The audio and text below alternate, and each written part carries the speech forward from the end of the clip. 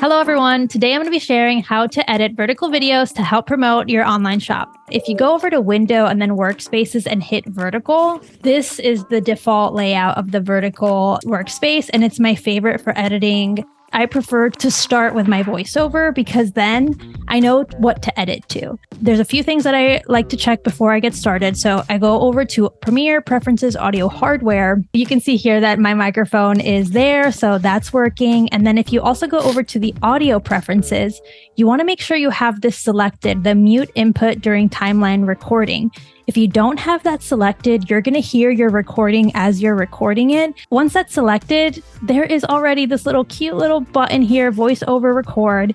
And all you have to do is click that. Then as soon as you hit the space button on your keyboard, it will stop. That track gets automatically added to your project. Once I have a take that I really like, we can go over to the text editor and go into the transcript and edit the transcript using the text-based editing. Here, if you see these 3 dots, there's 0.3 seconds. And you know what? Having extra seconds, not really necessary. So the cool thing is we can just highlight that ellipses and remove it by clicking delete. The next thing that I like to do is pop over to my footage. So I'm just going to hit Shift and select all of that footage and just drag it into my sequence. The sequence settings that I'm working on right now are 1080 by 1920 because if you're working on vertical videos for social media, you need to export them at that scale anyway, because if you export them higher, they're just going to get compressed and be heavy files and look just not as good as they could. I'm going to select the sequence, not the clip, and hit M. And now I have a little marker there,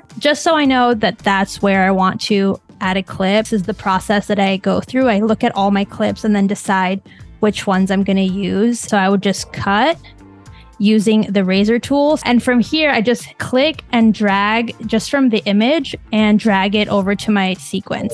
So these are the selections I ended up making that go along with my narration. In this one, it was so much about the storytelling that the music is just kind of like a little bit of a vibe in the background. So I bring that in, I just select and drag it in. This is what you're gonna look for, the essential sound panel. Then you can go to preset and hit balance background music, and it's automatically gonna make it sound just softer and be kind of underneath any of your narrations. Select duration right here and then hit remix. And now you can set the target duration. So my ideal duration, according to my narration, is about 41 seconds. Premiere Pro is looking at my clip, analyzing and remixed it. And now it's a lot shorter. I'm going to leave it at that and show you a little bit of what I do over on the color editing side. I hit new item, adjustment layer. 1080 by 1920 sounds fabulous. I tend to rename it like color edit.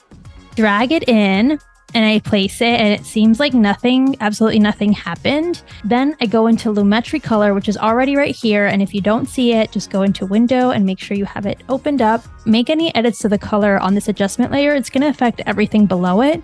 That's kind of handy to quickly edit everything at once.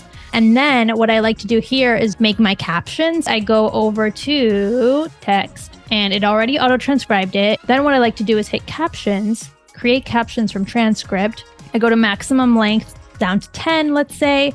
Minimum duration, I like right there is fine. And then lines, I hit single, I hit create captions and it automatically just generates those captions for me. And once you have it in a good place, all I do is hit this push to track or style, and it applies it to all captions in the track. Get the popcorn quickly, and let's see what you've created for us. I finally opened up my own print shop. Even though I always wanted to do this, I never knew where to begin. So this time I went back to my sketchbook and found these drawings from my trip to Paris earlier this year. And I was like, why don't I actually use these for something instead of letting them rot in my sketchbook? I started off by redrawing them so I could get cleaner scans and bringing them into Photoshop to clean them up. And after a few design iterations, changing layouts and colors and testing prints, I finally landed on 2 collections that I really, really love. One is more minimal with just hints of color, and another one is a pop collection where it's just tons of clashing colors, and I really, really love them. They're all so fun, and if you want 1 or maybe 4 for your home, you can now grab these over on my shop.